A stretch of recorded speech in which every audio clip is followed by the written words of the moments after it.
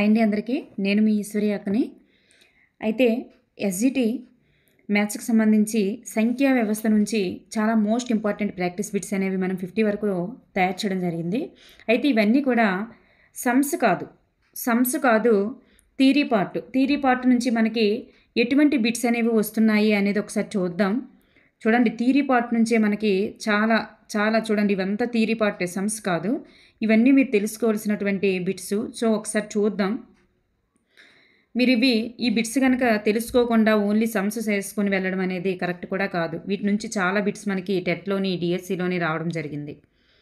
సంఖ్యా వ్యవస్థ నుంచి నేను తయారు చేయడం జరిగింది. ఇక్కడ చూద్దాం. ఫస్ట్ బిట్ మనం చూస్తే 1949లో ఒక ప్రత్యేక ధర్మం గల కాప్రేకర్ సంఖ్యను కనుగొన్నారు. కాప్రేకర్ ఏం చేశారంటే ఒక కాప్రేకర్ సంఖ్యను కనుక్కోవడం జరిగింది. అయితే ఈ క్రింది వానిలో కాప్రేకర్ స్థిరాంకం ఏది? The right answer is 6174. అంటే దీని యొక్క స్పెషాలిటీ ఏంటంటే వీటిని అసెండింగ్ ఆర్డర్, డిసెండింగ్ ఆర్డర్లో పెట్టి, ఇప్పుడు చూడండి, డిసెండింగ్ ఆర్డర్లో పెట్టామనుకోండి 7641 వస్తుంది. అసెండింగ్ ఆర్డర్లో పెట్టినప్పుడు 1467 వస్తుంది. వీటి రెండింటి యొక్క డిఫరెన్స్ అనేది మళ్ళీ 6174 వస్తుందంట. సో ఇదే దాని యొక్క స్పెషాలిటీ అన్నమాట. సో అలా గుర్తుపెట్టుకోండి. నెక్స్ట్ వన్ చూస్తే హిందూ అరబిక్ సంఖ్యామానాన్ని కనుగొన్నవారు ఎవరు? ద రైట్ ఆన్సర్ ఈజ్ భారతీయులు. చూడండి, ఇందులో మీకు ఎన్ని క్వశ్చన్స్కి ఆన్సర్ చేయగలరు? హ్యూమన్ కంప్యూటర్గా పిలువబడే వ్యక్తి ఎవరు? Option B is right answer, Shakuntala Devi. సంఖ్యా విధానంలో సున్నా యొక్క స్థాన విలువలను తెలియజేసిన గణిత శాస్త్రవేత్త ఎవరు? సంజ్ఞా విధానంలో, సంజ్ఞ అంటే ఒక సింబల్ అట్లా వస్తుందండి. సంజ్ఞా విధానంలో సున్నా యొక్క స్థాన విలువను తెలియజేసిన గణిత శాస్త్రవేత్త ఎవరు? ఆర్యభట్ట. సున్నా యొక్క నియమాలను రచించినది ఎవరు? జీరో యొక్క నియమాలని రచించిన వారు ఎవరు? మహావీరాచార్యుడు, భాస్కరాచార్యుడు. So option 1 and 2 is right answer. So option D is right answer. Googol అనగా option B is right answer. ఒకటి పక్కన 100 సున్నాలు, దాన్ని మనం గూగుల్గా చెప్తామన్నమాట.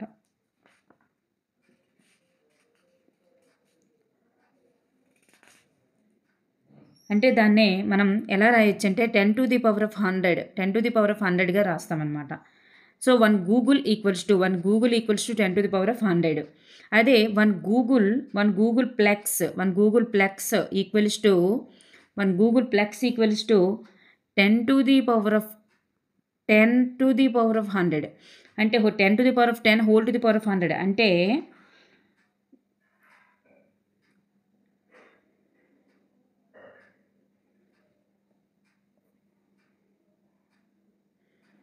ఓకేనండి. Next one,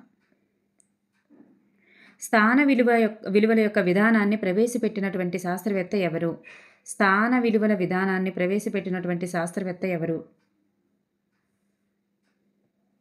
Bhaskaracharya 2. ఒక సంఖ్యలోని అంకె ఏ స్థానంలో ఉంటే ఆ స్థానంలో ఆ అంకెను గురించి తెలిపేటటువంటి విలువని ఏమంటారు? ఒక సంఖ్య ఉందమ్మా, బై సపోజ్ ఇలా ఒక సంఖ్య ఉంది. ఆ సంఖ్యలో అంకె అనేది బై సపోజ్ 3 అనే అంకెను తీసుకుందాం. అది ఏ స్థానంలో ఉందో ఆ స్థానంలో ఆ అంకెను గుర్తించి తెలిపేటటువంటి విలువని ఏమంటారు? దాన్నే స్థాన విలువ అంటారు. సో 3 యొక్క స్థాన విలువ ఎంత? 100 అనమాట. So 1s, 10s, 100s. So 100sలో ఉన్నట్లు అనమాట. నెక్స్ట్ వన్, 5 4 6 7 8 9లో 4 యొక్క స్థాన విలువ ఎంత? సో పైదాని ప్రకారం 4 ఎక్కడ ఉంది? సో 1000s ప్లేస్లో ఉంది. 1s place, 10s, 100s, 1000s, 10,000s ప్లేస్లో ఉందన్నమాట. సో దీని యొక్క స్థాన విలువ ఎంత అవుతుంది? 40,000 అనేటటువంటిది is right answer. Next one, 0 నుంచి 9 వరకు గల అంకెలను ఉపయోగించి సంఖ్యలు రాసే విధానాన్ని ఏమంటారు? 0 నుంచి 9 వరకు గల అంకెలను ఉపయోగించి సంఖ్యలను రాసేటటువంటి విధానాన్ని ఏమంటారు? Option D is right answer. దశాంశ సంఖ్యామానం. దశాంశ సంఖ్యామానం. సున్నాతో కూడినటువంటి సహజ సంఖ్యలను ఏమంటారు? చూడండి, సహజ సంఖ్యలు మనకి ఎక్కడి నుంచి స్టార్ట్ అవుతాయి? 1, 2, 3, 4 అట్లా స్టార్ట్ అవుతాయి. కానీ దీంట్లో సున్నా కూడా యాడ్ అయిందనుకోండి, దానిని ఏమంటామంటే పూర్ణాంకాలు. Option 1 is right answer. ఇక్కడ నుంచి సున్నా నుంచి స్టార్ట్ అయితే పూర్ణాంకాలు అంటారు. అందులో -1, -2 కూడా యాడ్ అయ్యాయి అనుకోండి, వాటిని పూర్ణ సంఖ్యలు అని అంటాం. అకర్ణీయ సంఖ్యలు అంటే p/q రూపంలో రాయగలిగే వాటిని అకర్ణీయ సంఖ్యలు అంటారు. అలా రాయలేని వాటిని కర్ణీయ సంఖ్యలు అంటారు. అట్లా ఉంటాయి. నెక్స్ట్, మొదటి n సహజ సంఖ్యల యొక్క వ్యాప్తి. మొదటి n సహజ సంఖ్యల యొక్క వ్యాప్తి. మొదటి n అంటే 1, 2, 3, 4 ఇట్లా n సో ఆన్ n వరకు తీసుకుందాం అనుకోండి. అప్పుడు ఈ సహజ సంఖ్యల యొక్క వ్యాప్తి అంటే పెద్ద నెంబర్ ఏది? n. చిన్న నెంబర్ ఏది? 1. వీటి రెండింటి యొక్క భేదాన్నే వ్యాప్తి అంటాం. పెద్ద నెంబర్ ఏదైతే దాన్ని, చిన్న నెంబర్ ఏదైతే దాని యొక్క భేదాన్నే వ్యాప్తి అంటాం. So option 3 is right answer, n-1. Next one, సహజ సంఖ్యల్లో ఈ క్రిందిది వ్యవస్థితం కాదు. సహజ సంఖ్యలలో ఈ క్రిందిది వ్యవస్థితం కాదు. సహజ సంఖ్యల్లో ఈ 3 కూడా వ్యవస్థితం కావు.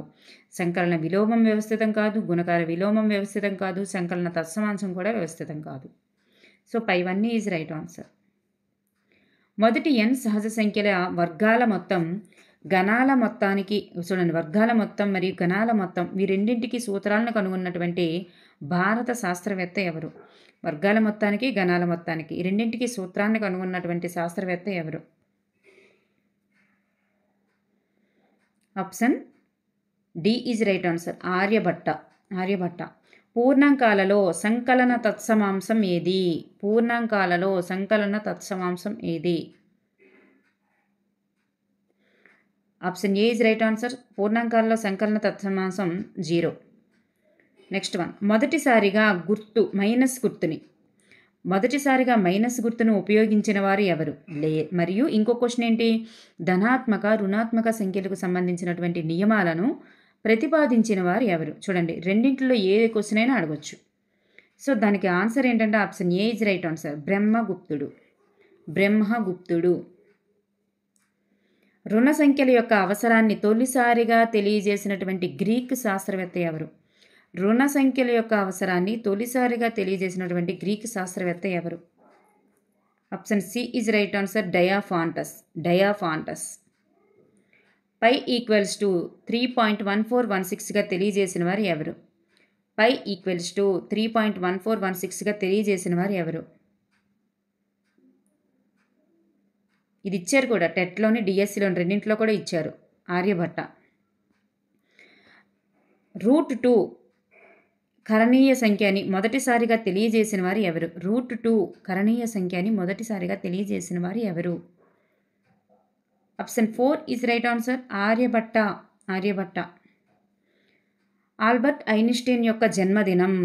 చూడండి, ఆల్బర్ట్ ఐన్స్టీన్ యొక్క జన్మదినం ఏది? అలా అయినా అడగొచ్చు. పై దినోత్సవం. అయితే పై దినోత్సవాన్నే ఆల్బర్ట్ ఐన్స్టీన్ జన్మదినోత్సవంగా జరుపుకుంటామనేది కాదు. అనుకోని పరిస్థితుల్లో పై దినోత్సవం, ఆల్బర్ట్ ఐన్స్టీన్ దినోత్సవం కూడా రెండు ఒకరోజే అయ్యాయి. పై దినోత్సవాన్ని అలా జరుపుకుంటారనేది కాదు. అక్కడ బుక్లో కూడా మనకు అలాగ ఇచ్చారు కూడా వివరంగా. సో ఈ రెండింటి రోజు కూడా ఒకటే. అది ఏంటి అంటే మార్చ్ 14. మార్చ్ 14. రెండు అకర్ణీయ సంఖ్యల మధ్య అనంతమైన అకర్ణీయ సంఖ్యలు ఉంటాయి.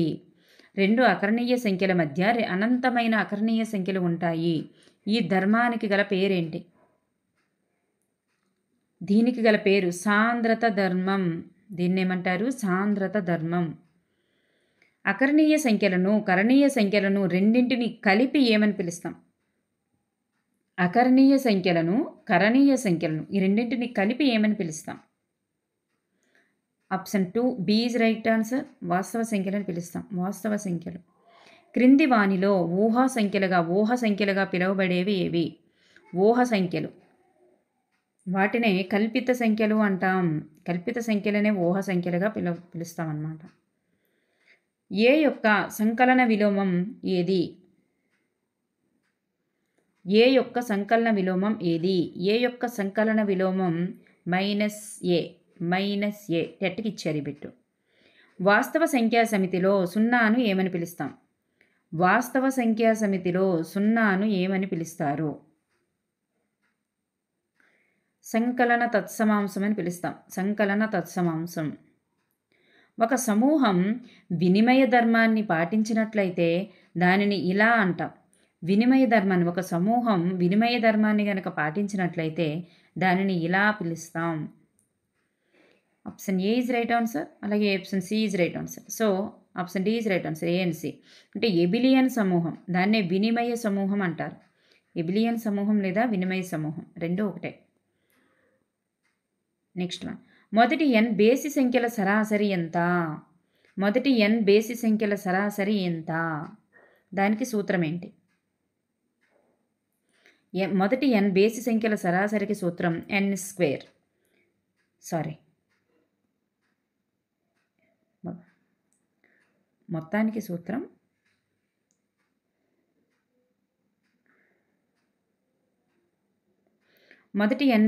మొత్తానికి సూత్రం n², సరాసరికి సూత్రం n అన్నమాట.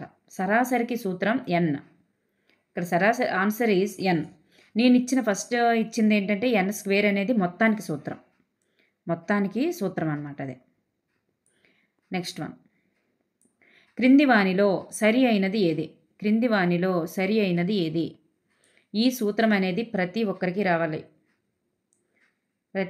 రావాలి. Option B is right answer. విభాజ్యం ఈక్వల్స్ టు విభాజకము ఇంటూ శేషము ప్లస్ భాగఫలం. విభాజకము చూడండి, ఇలా ఇస్తే మనం ఇక్కడ సెంటర్లో ఉండేది ఏంటి? విభాజ్యం. సెంటర్లో ఉండేది విభాజ్యం. ఇక్కడ స్టార్టింగ్లో ఉండేది ఏంటి? విభాజకం. పక్కన ఉండేది ఏంటి? భాగఫలం. లాస్ట్లో మనకి ఎండింగ్లో వచ్చేది ఏంటి? శేషం. విభాజ్యం ఈక్వల్స్ టు ఈ సైడ్లో చెవుల్లో ఉన్నటువంటి రెండింటిని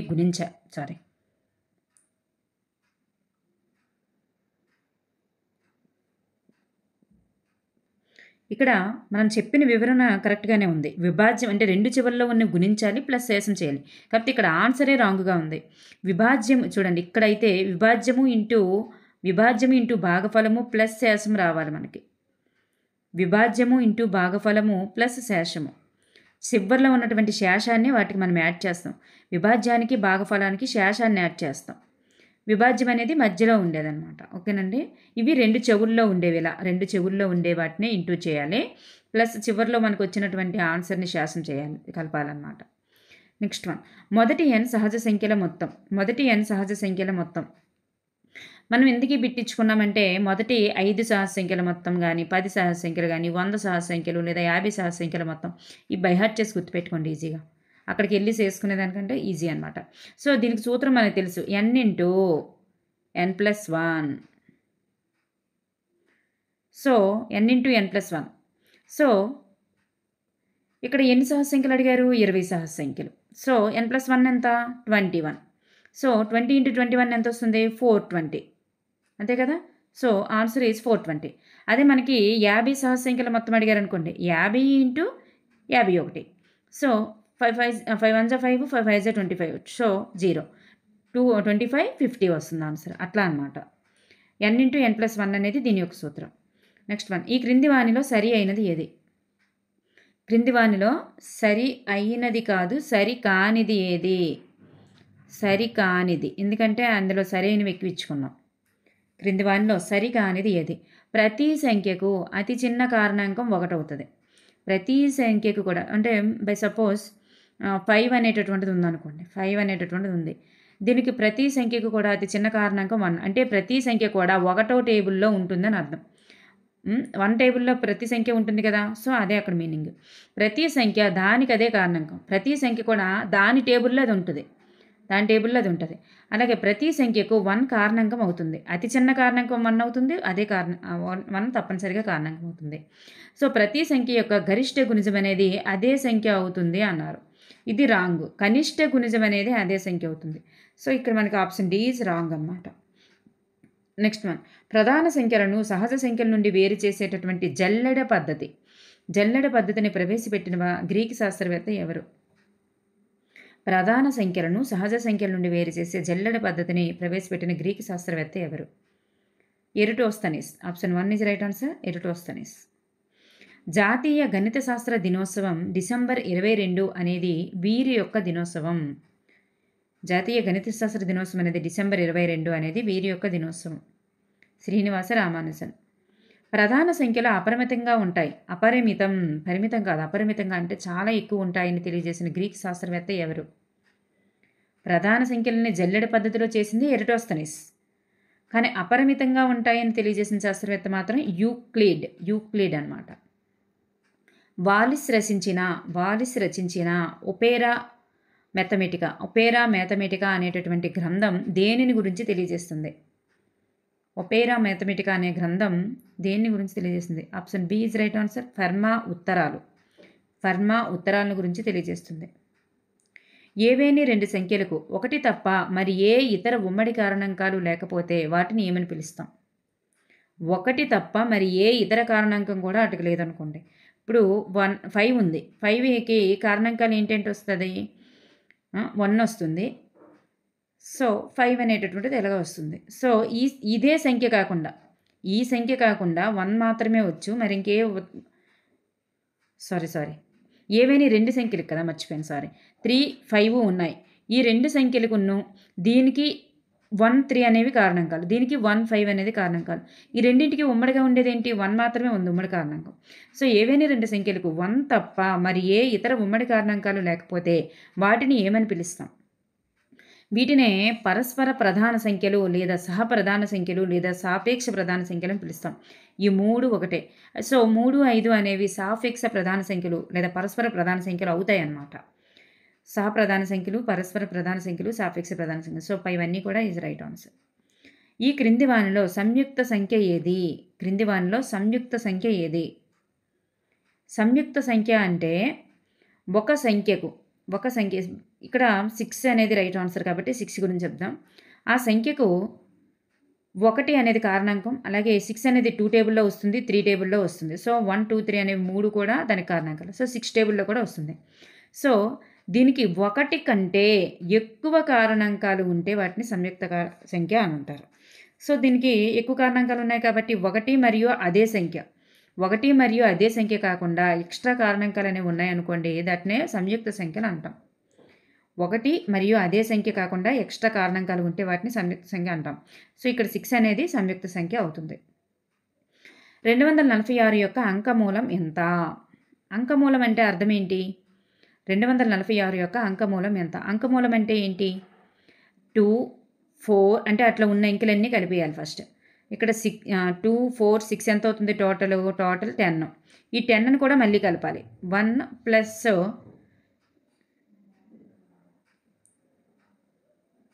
10 కాదు, 12 కదా, 12.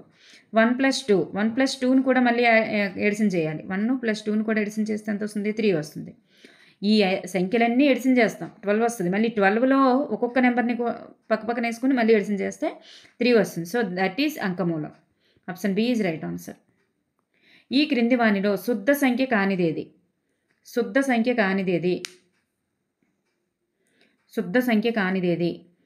సో మనకి శుద్ధ సంఖ్యలు గుర్తుపెట్టుకోండి. 6, 28, 496, 8, 1, 2, 8 ఈ 4 శుద్ధ సంఖ్యలను గుర్తుపెట్టుకోండి. ఫస్ట్ ఈ శుద్ధ సంఖ్యలను గుర్తుపెట్టుకుంటే మీకు ఈజీ అయిపోద్ది అనమాట. ఇక్కడ శుద్ధ సంఖ్య కానిదేది అంటే ఆప్షన్ 4 అనేటటువంటిది కాదనమాట. అంటే ఏంటంటే అక్కడ అర్థం వాటి యొక్క కారణాంకాలు ఉంటాయి కదా. ఇక్కడ శుద్ధ సంఖ్య అంటే ఏంటంటే ఇప్పుడు చూద్దాం. 6 గురించి మనం వివరించుకుంటే 6 యొక్క కారణాంకాలు ఏంటి అంటే 6 అనేది ఏ టేబుల్లో మనకు కనిపిస్తుంది? 1 టేబుల్, 2 టేబుల్, 3 టేబుల్లో కనిపిస్తుంది. ఇంకెక్కడ మనకి అది కనిపించదు. సో 6 టేబుల్లో కనిపిస్తుంది. ఈ సంఖ్య ఏంటి? 6. సో మనకి ఈ ఇవి ఉన్నాయి కదా, దీంట్లో 6 అనేటటువంటి దాన్ని తీసేసి మిగతా 3ని ఎడిషన్ చేస్తే మళ్ళీ అదే నెంబర్ వస్తుందంట. సో 28 గురించి కూడా చూసుకున్నట్లయితే దీని యొక్క కారణాంకాలు ఏంటి? 1, 2, 4 టేబుల్లో వస్తుంది, 7 టేబుల్లో వస్తుంది, 28 టేబుల్లో వస్తుంది. ఈ 28 అనే దానికి తీసేస్తే 1, 2, 4, 7 అనేది 1, 2, 4, 7 నెక్స్ట్ 14 టేబుల్లో కూడా వస్తుంది. సో 1, 2, 4, 7 and 14 ఇవన్నీ కలిపితే మనకి ఎంత వచ్చింది? 28. సో వీటి యొక్క కారణాంకాల్లో నుంచి ఇదే నెంబర్ని తీసేస్తే మిగిలిన కారణాంకాలు మొత్తం మళ్ళీ ఇదే సంఖ్య వస్తుందంట. సో శుద్ధ సంఖ్య. మీరు బైహార్ట్ చేసేయండి. శుద్ధ సంఖ్య కానిది ఏదైనా ఇస్తారు. సో శుద్ధ సంఖ్య ఏదైనా అడగొచ్చు. అందువల్ల మీరు మనకి ఇక్కడ 10,000 బిలో ఈ 4 నెంబర్సే వస్తున్నాయి.